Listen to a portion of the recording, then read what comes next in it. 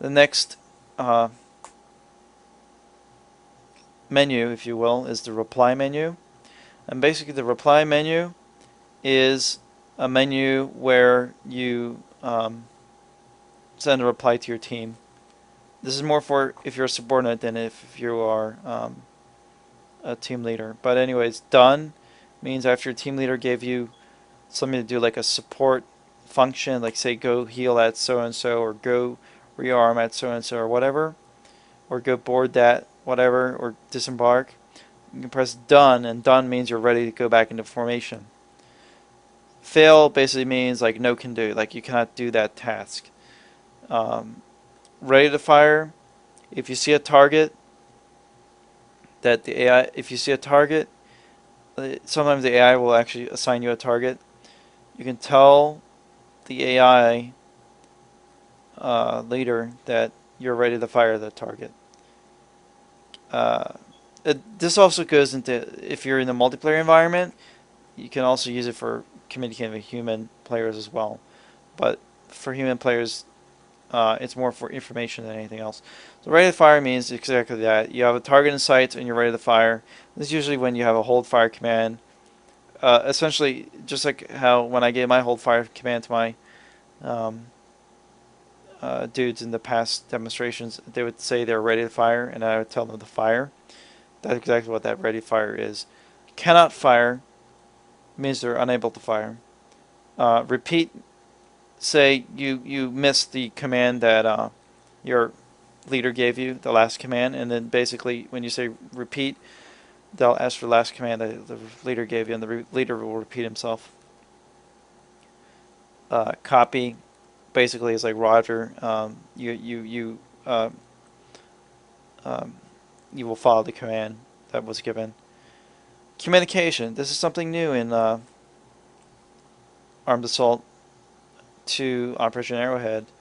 The communication menu, and also Armed Assault 2.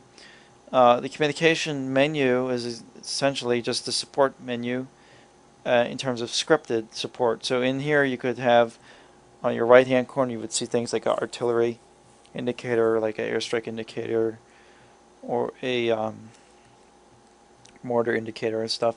Using the communication menu, you would basically come here and there would be several options depending on what kind of support is available to you. And they'd either be grayed out, meaning they're unavailable, or green, meaning they're available. And you would select one of those things, one of those support functions, and basically it's context based. So you would click on it after selecting the point in the ground that you would want it to fall. And one of those examples would be like an ammo drop from a helicopter or a reinforcement drop. Other also alternative would be to select it while you're in a map view, and that would, whatever your cursor is, that will place the support, the scripted support that you would want to call in. In the communication menu, there is also a function that says cancel support or cancel. I think it's just cancel support is what it is. And basically all that does is if you called in a fire mission or an airstrike or whatever and say the conditions have changed, say you all of a sudden found an anti-air threat in the area and you want to not jeopardize that asset, you can cancel the support and it won't come. I've never really used it, but it's there. Going back to the reply menu, the radio menu is if there is any function in the mission that the mission maker has put, or that in the BIS missions have put, radio function to be used, as though you're like communicating by radio. One example of this radio function that I used was, and this was earlier in this demonstration video, that under Radio Alpha and Radio Bravo I had an enemy team hiding in a hangar, and that under Radio Alpha they would move out of the hangar, and on Radio Bravo they would move back into the hangar, and that was to demonstrate the suppressive fire command, to see what happens when the line of sight is obscured or blocked. So that's the radio commands. I think I've covered everything. The only thing that I've not covered is the in-team support functions, which I'll do right now. So I'll go ahead and I'll suspend this, and I'll show you a neat feature. So I'll go ahead and come to this. I'll make this off-road damaged. Okay, and I'll go ahead and add to my team a medic and a engineer, because with the new patch, the engineers actually can repair vehicles, which is quite useful at times. I haven't used it much, but that feature does exist. So, to demonstrate how this would work, I will essentially shoot at a friendly and injure them. In this case, the grenadier. So my grenadier is injured. He's not. Okay, there you go. He just said he's injured. So I have several options. I can tell him by clicking on him, say 4, 6, and then more. Uh, okay, I cannot actually tell him to go to a medic. Okay, so what I actually have to do is tell 2, 6, and then it says heal grenadier. So I can actually order the medic to go heal him. The other way I can do it is just by selecting 2, and then with a context menu, the default will be move there, but if you scroll up, it will say heal grenadier, and that's what he will do. He will go towards the grenadier, who I shot, and he will heal him. And as you see, when he heals him, all the blood will disappear.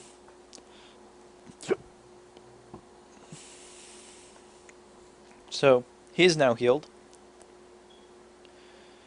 What I can do next is with the engineer and this damaged vehicle, the Land Rover that is damaged, the engineer can essentially repair that. So I'll select the engineer, I'll press 6, and then you'll see the first option is repair off-road. You can do it that way, or you can do it based on context command and select the off-road, and by default actually the repair function is selected. So we go ahead and click that, and he will come over here and he will repair the Land Rover. Now I've never really used the repair function that much, so I don't know how much he repairs the Land Rover, or it seems like he doesn't repair it much. You might need to tell him several times to repair it, perhaps. No, he can only repair it one time. It may be that he can only repair lightly damaged vehicles, and that he can't repair severely damaged vehicles. So just for grins, we'll actually I'll make the Land Rover not damaged, and I'll actually shoot out some tires. So what I'll do is so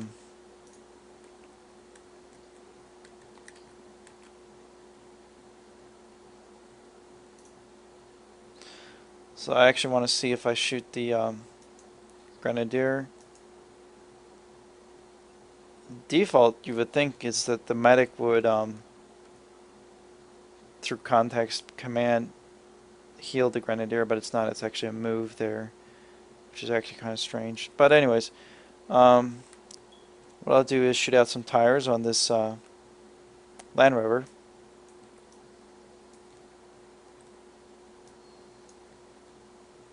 And then I'll have the engineer go and repair the Land Rover.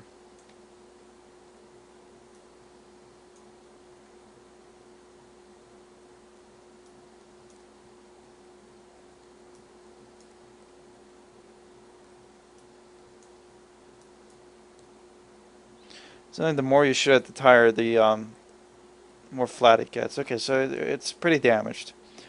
I will tell 3 to repair it. And 3 is my engineer. And he'll go and try to repair the Land Rover.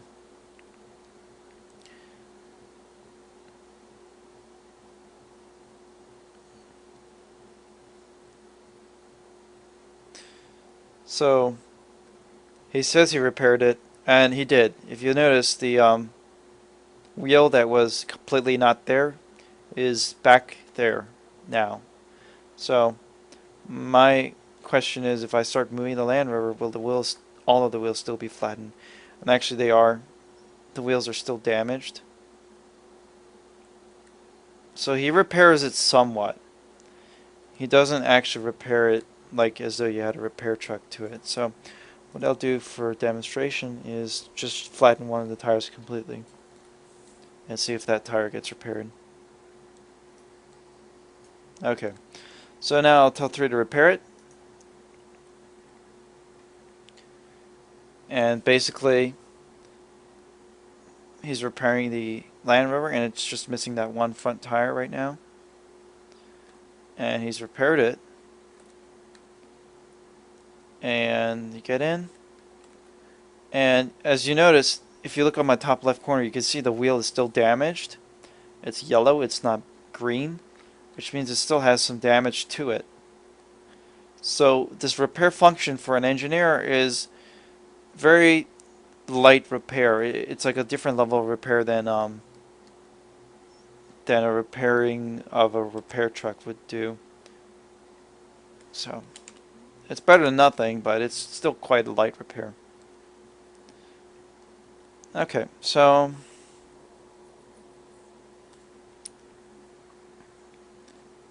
the other function the engineer has is he can diffuse mines and things, but he can also lay a satchel charge using the action menu. So I'll tell him to lay a satchel charge, which he'll do, which he did right there, and I'll tell him to set off the bomb essentially. So he'll blow all of us up. So we all died. Okay, so that concludes the guide that I made. I hope it was very helpful to you. I tried to make it as in-depth as possible because there's a lot you can do with the AI in this game, and it's a very complicated and complex system that BIS has in here, but it is made such a way that it is manageable and it can be conducted quite well on the fly of a mission. So, thank you for joining me, and I hope to see you in the battlefields of ARMA too. So, again, I hope it was helpful. I understand it was very long, and I apologize for that, but I thought there was a lot of information that really needed to be conveyed. So, thank you.